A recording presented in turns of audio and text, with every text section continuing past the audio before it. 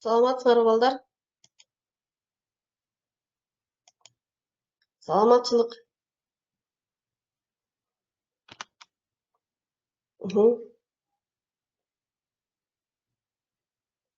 Саламатсыңарбы, Рената? Саламатчылык. Кандай салдыңар? Кандай турдуңар? Жакшы. София саламатчылык. Элман саламатсыңарбы? Балдар сабагыбызды баштайлы анда, Алманбек, азаматсыңар. Балдар, бүгүн кыргыз тили сабагы толуктооч боюнча көнүгүү иштейбиз бүгүн. Тике жана кыйыр толуктоочтор боюнча көнүгүүлөрдү иштейбиз. Силерге жагымдуу маанай каалайм. Бүгүн күн бүркөп болсо дагы, бирок эртең эле кайра күн чыгат, Ошондуктан ар бир адам өзүнө жакшы маанай каалаш керек. Мен силерге дагы жагымдуу, жакшы маанай каалайм. Сабагыбызды көңүлдүү, жакшы маанайда өткөрөлү.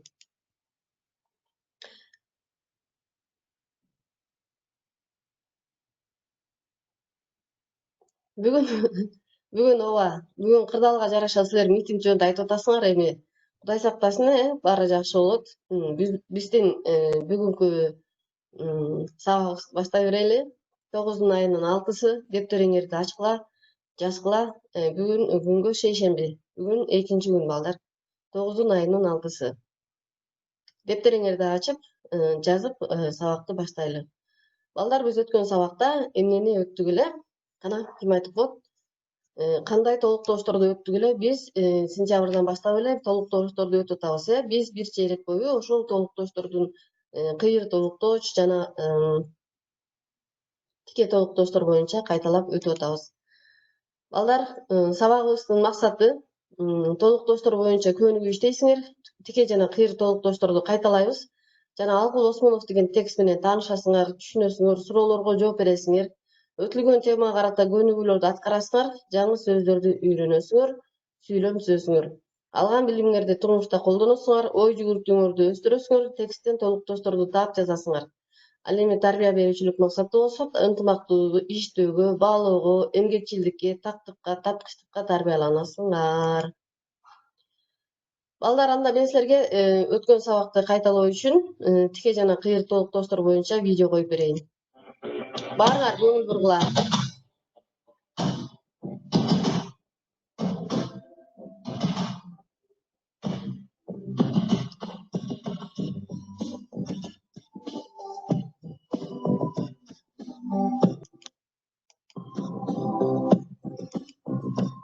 Угулуп атабы?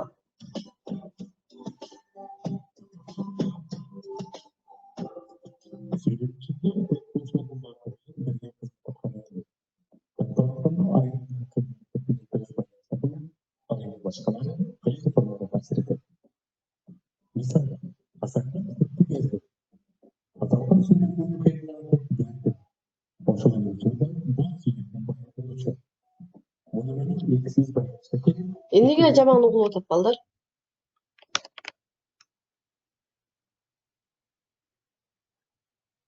Баардыгы эле толук чыгып турат биякта. Эмне себептен андай болуп атат?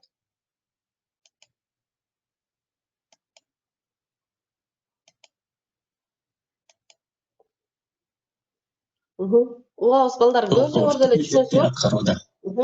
Birincisi masanda, ikincisi kitaptı. İleride kimdir bir bilgisi darı emin edip sormaya majburuz. Ondan sonra Көргүлө, окугула, түшүнгүлө.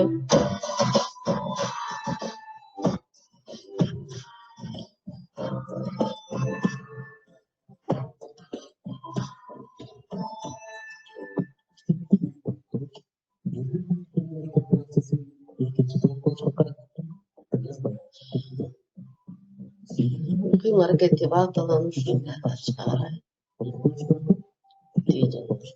Жана кыйыр толуктооштор.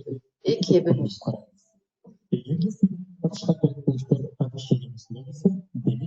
Алар тике толуктооштор. Табыш жөнөмөсүндө турса, тике толуктооштор болот. Анна Каренинаны окуп бүттүм. Анна Каренинаны деген толуктооч, тамакы деген толуктооч, билимди деген толуктооч болуп эсептелет балдар. Булар тике толуктооштор болду.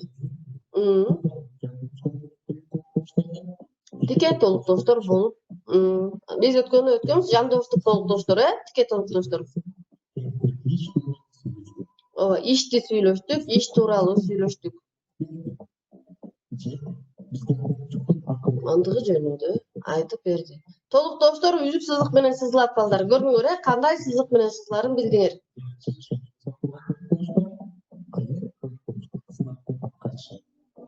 Жакшыга айтсаң билет, жаманга айтсаң күлөт. Жакшыга, жаманга деген сөздөр кыйыр толуктооштор.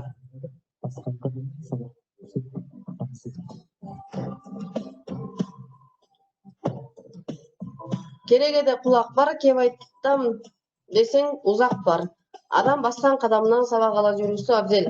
Көрдүңөр, мына булар кыйыр толуктооштор балдар. Түшүндүңөрбү? Тике толуктооч жана кыйыр толуктооч боюнча түшүндүңөр деп ойлойм. Ооба. Толуктооштор кандай болуп бөлүнөт экен? Тике жана кыйыр болуп бөлүнүшөт экен, Мисалы, тике толуктооштор деген эмне экен? Тике толуктооштор кайсы жөнөмөдө турат экен? Азаматсың Айжан. Тике толуктооштор кайсы жөнөмөдө турат экен? Тике толуктооштор табыш жөнөмөсүндө турат экен. Туура, Айдана. Ал эми кыйыр толуктооштор барыш, жатыш, чыгыш жөнөмөсүндө турушат экен. Булар кимге, эмнеге, кимде, эмнеде, кимден, эмнеден деген суроолорго жооп берет экен. Ал эми тике толуктооч кимди, эмнени, ким жөнүндө, эмне жөнүндө, ким тууралуу, эмне тууралуу деген дагы жандооштук байланыштагы толуктооштор тике толуктооштор болуп эсептелет экен. Балдар, мисалы, майрамга, жакшыны, эмгегинен деген сөздөр кандай толуктооштор? Булар кандай толуктооштор? Бул мисалдар кандай толуктооштор? Кыйыр толуктооштор. Азамат Айжан, туура айттың. Балдар, биз төмөндөгү текстти окуйбуз дагы бул жерден тике жана кыйыр толуктоошторду табабыз. Биринчи толуктоошторду таап алабыз. Силер айтасыңар эми ушул жерден кыйыр толуктоочпу же тике толуктоочпу? Мен силерден сурайм. Силер Алыкул Осмоновду билесиңерби, балдар? Алыкул Осмоновду билесиңерби? Ооба, билесиңер. Кыргыз поэзиясынын чолпон жылдызы Алыкул Осмонов жөнүндө текст бар китебиңерде. Турат, китебиңерди ачып, 29 бетте турат. Китебиңерди ачкыла дагы карагыла. Мына ошол китепте жазылган мынакей Алыкул Осмонов. Билесиңер, бул кыргыз поэзиясынын чолпон жылдызы. Мен силерге Алыкул жөнүндө биринчи видео көрсөтөйүнбү? Же окуп берейин, биринчи. Алыкул Осмонов кыргыз совет акыны, драматург, котормочу. Дыйкан үй бүлөсүнөн төрөлгөн. Жаштайынан жетим калып, Токмоктогу балдар үйүндө тарбияланган. Жетим калып деген сирата билесиңер, жетим калып, атасы да апасы да өлүп калган. Анан балдар үйү интернатта окуган, балдар үйү деген интернат. Махабат, жаңы ырлар, менин жерим ырдын жери, ата журт деген ыр жыйнактардын автору. Бул китептер кыргыз поэзиясын мурда болбогон реалисттик табылгалар, терең философиялык мазмун менен байыткан. Мунун ырлары философия жөнүндө, жашоо жөнүндө жазган. Бир нече поэмаларды жаратты. Балдар адабиятынын өнүгүшүнө зор салым кошкон. Алыкул Осмонов котормо өнөрүн жаңы бийиктикке көтөргөн. Александр Сергеевич Пушкиндин Евгений Онегин, Крыловдун тамсилдерин, Шекспирдин трагедияларын жана Шота Руставелинин Жолборс терисин жамынган баатыр поэмасын кыргыз тилине которгон. Булар кыргыз котормо өнөрүнүн мыкты үлгүлөрүнө айланды. Мисалы, Шота Руставелинин поэмасы 5 жолу кайрадан басылып чыкты. Бир нече драмаларды жазган. Алыкул Осмонов өзүнүн поэтикалык мектебин түзгөн акын. Анын жаңычыл салттарынын үлгүсүнө өзүнүн кийинки жаш акындардын бүтүндөй бир мууну тарбияланды. Улуу акындын ыр, поэмалары бир нече ирет орус жана башка тилдерге которулган. Түшүндүңөрбү? Бул эмне деген китеп экен? Жолборс терисин жамынган баатырды 5 жолу басылып чыккан. Ал эми азыр Алыкул Осмоновдун көптөгөн ырлары 170тен ашык тилге которулган балдар. Орус тилине которулган биринчи, андан кийин башка тилдерге которулган. Кана балдар, тексттен биринчи мен белгилеп койгон сөздөрдө толуктооштор турат. Бул толуктоошторду дептериңерге жазасыңар. Анан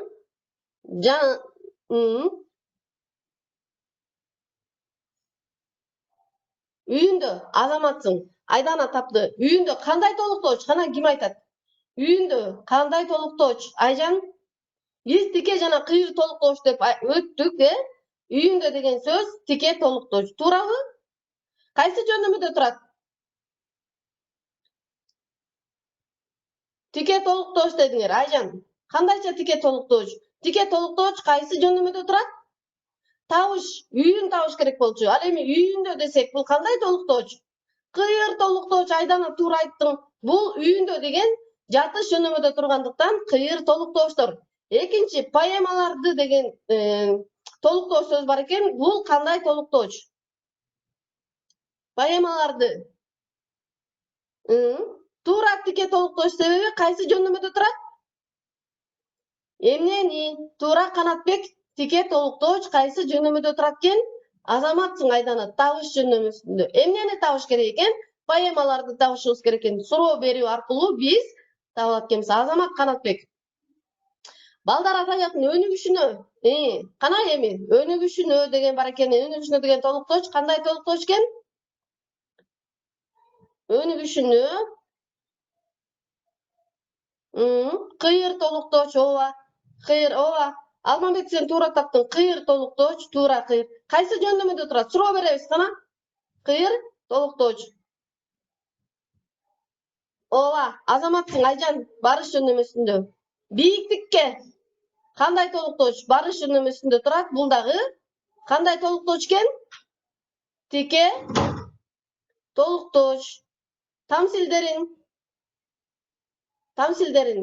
Эмнени дейт? Тике толуктооч. Ой, тамсилдерин эмнени? Табыш жөнөмүсүндө турат. Балдар, кыйыр толуктооч, табыш жөнөмүсүндө турат. Трагедияларын эмнени? Табыш жөнөмүсүндө турат. Бул дагы кыргыз тилине барыш жөнөмүдө турат. Барыш жөнөмүдө турат. Кыргыз тилине. Бул кандай толуктооч? Барыш жөнөмүдө, барыш. Алмамбет. Кыйыр толуктооч, азаматсың, Алымбек. Андан кийин драмаларды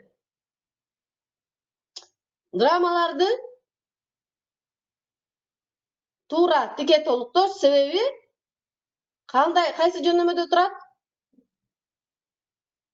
Айжан, кайсы жөнөмүдө турат? Табыш жөнөмүсүндө турат, Драмаларды табыш керек болду. Табыш жөнөмүсүндө турганда эмне болот экен? Айдай. Тике толуктооч болот. Азаматсың, Алымбек.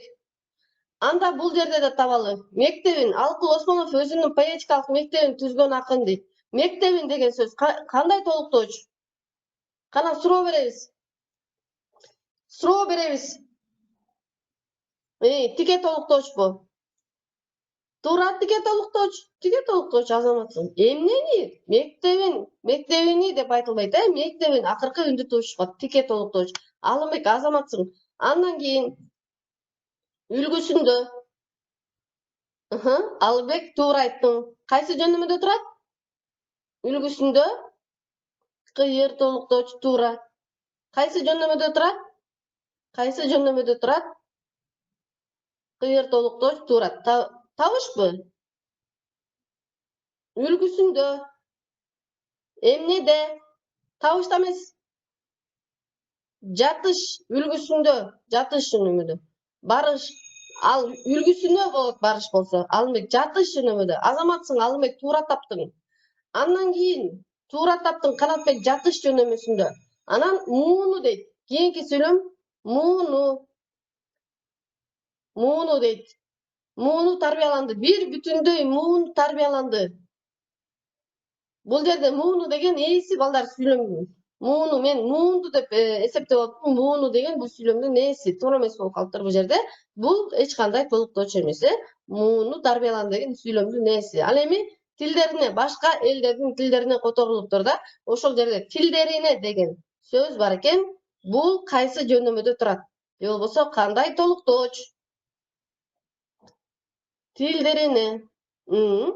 Суроо беребиз Алымбек. Кайыр толуктооч болсо, барыш тилдерине туура, барыш жөнөмөдө турду, кайыр толуктоочтук милдет аткарды. Азаматсыңар. Алкул Осмоновду кайдан билесиңер? Алкул Осмонов жөнүндө эмнелерди билесиңер? Азаматсыңар балдар. Алкул Осмонов эмнеде бар кана? Алкул Осмонов дегенде силер эмнени элестетесиңер кана? Кимди элестетесиңер?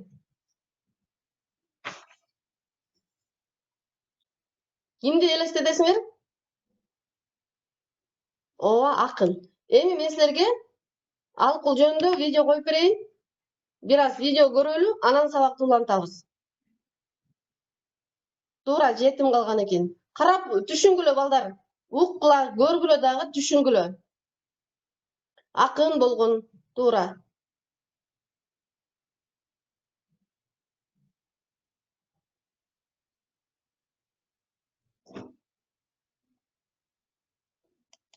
Алыкул Осмонов компьютер Туура, Нурбол, жакшы билеттенсиң. жаш кезинде ата-энесинен ажырап, жетимдиктин азабында турмуштук кыйынчылыктарын башынан көрөт. 1925-1928 жылдары ошол болгон үйдө тарбияланат. Мына ушул жерде ата-эне мектепке кызыгып, өз акыча китеп жазып көрөт. 15 жашында көз алдына педагогика анын алдындагы адабий ийгине болушат. Болушат белгилүү жазуучулар жайлары таанышат.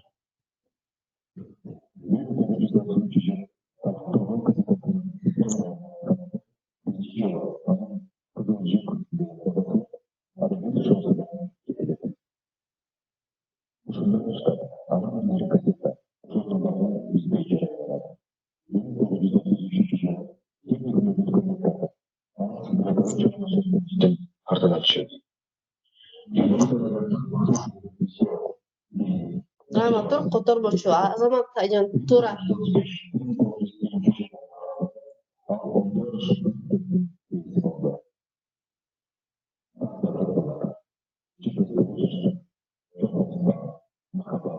Канча жашында каза болот? Канча жашында каза болот?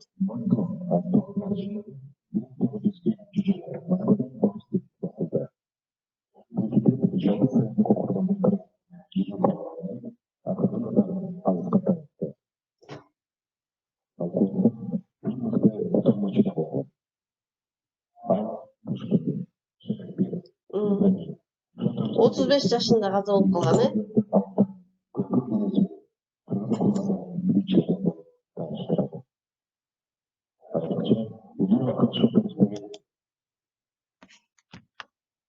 Балдар, Шота Руставелинин кайсы чыгармасын которот экен? Кайсы чыгармасын которот экен Шотанын? Ооба, 50-жылы канча жашында каза болду? Канча жашында каза болду? 35 жашында. Азаматсыңар. 35 жашында каза болуп калды,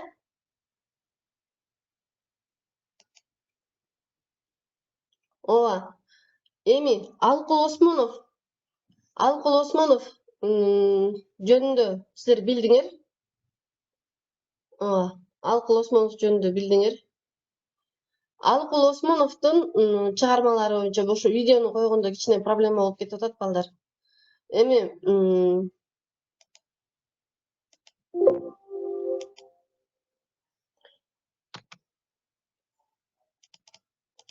балдар, видеодон эмнелерди түшүндүңөр? Силер билбеген нерселер бар бекен видеодо? Видеодон эмнелерди түшүндүңөр? Алкул жөнүндө. Ал 200 сомдукта бар, Биз билбегенден алкул ошо 200 сомдукта бар. Балдар, жаңы сөздөрдү карагыла. Жетим. Алкул Осмонов жетим калган. Остался сиротой. Табылга, находка. Жаратты, создал, написал. Салым кошту, внес вклад. Мыкты үлгүлөр, лучшие образцы. Жаңычыл, новатор. Бүтүндөй бир муун, целое поколение. Алкул Осмонов жаңычыл акын болгон. Түшүнүңөр, жетим калган, бирок ал 35 жашында эле bir жаңычыл акын болгон үчүн бүтүндөй bir муунду тарбиялаган. Түшүнүңөр да, он воспитал целое поколение. Он поэт. Эми ой жүгүртүү балдар, Алкул Осмонов ким болгон? Бат-баттан айтабыз. Убактыбыз аз калды балдар. Акын, драматург, котормочу. Ал кайда тарбияланган? Туура акын болгон. Силер бул эмелерге, суроолорго жооп жазасыңар, макулбу? Сөзсүз түрдө. Ал балдар үйүндө, Токмоктогу балдар үйүндө тарбияланган. Алкул Осмоновдун кандай чыгармалары бар? Аны дагы жазасыңар. Ырлары, поэмалары эмне жөнүндө? Философиялык, жашоо жөнүндө жазган. Алкул көрүп жазган, өңүп жазган, окуп жазган, өтө билимдүү акын болгон. Жана жаңычыл акын болгон деп жазасыңар. Кимдердин кандай чыгармаларын которгон? Муну дагы жообун жазасыңар. Акынын ырлары кайсыл тилдерге которулган дейт? Орус тилине жана башка тилдерге которулган. Мен силерге амоним боюнча видео көрсөтөйүн дагы. Анан силерге үйгө тапшырмам ушу амонимдер боюнча эмкиде кайталайбыз. Азыр карагыла. Амонимдер. Амонимдер деген эмне балдар? Амонимдер айтылышы жана жазылышы бирдей, окшош сөздөр. Жазылышы дагы, айтылышы дагы бирдей сөздөр.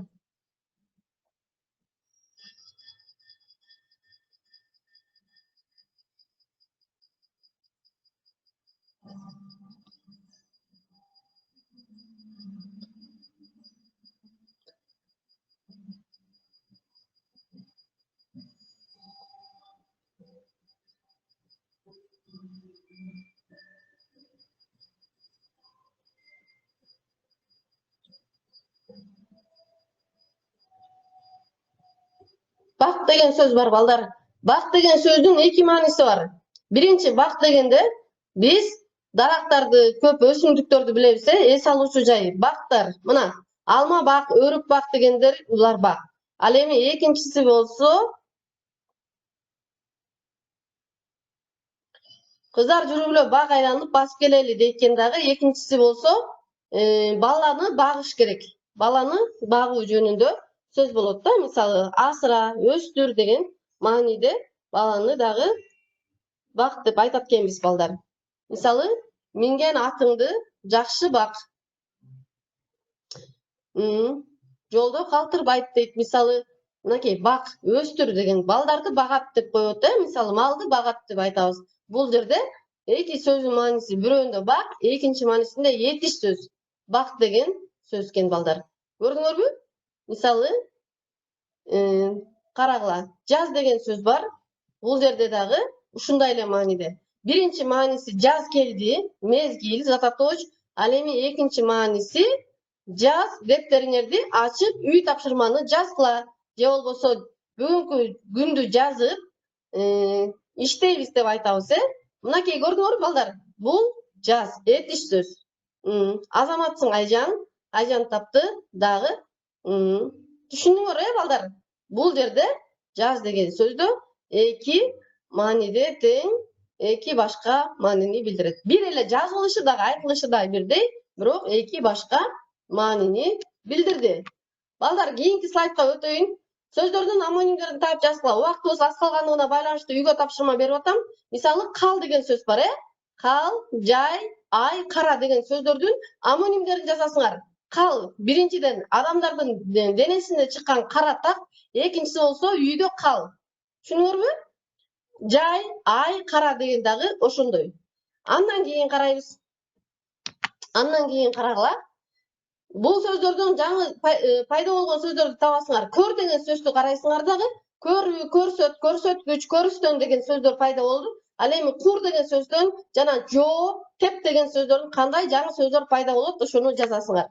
Андан кийин бул жерде жакшы кылсаң өзүңө, жаман кылсаң өзүңө, өйдө карап түкүрсөң, кайрат чөйт көзүңө деген сөздөн толуктоошторду тапкыла дейт. Өзүңө жана көзүңө деген сөздөр кайсы жөндөмөдө турат? Шуну жазасыңар. Жана ошондой эле бул макалды жаттап билесиңер, өзүңөр билип аласыңар. Жакшы атка бир камчы, жаман атка миң камчы. Бул жерде атка деген барыш жөнөмөнүн мүчөсүндө тургандыктан кыйыр толуктоошторду жаттайсыңар. Андан текстин маанисине карата толуктоош сөздөрдү коюп, көчүрүп жазасыңар. Ал кыз токмоктогу балдар үйүндө тарбияланган. Мисалы үйүндө кайсы жөндөмөдө турат билесиңер. Балдар бүгүнкү сабакта өзүңөргө керектүү кандай маалыматтарды алдыңар? Жакшы маалыматтарды алдыңарбы?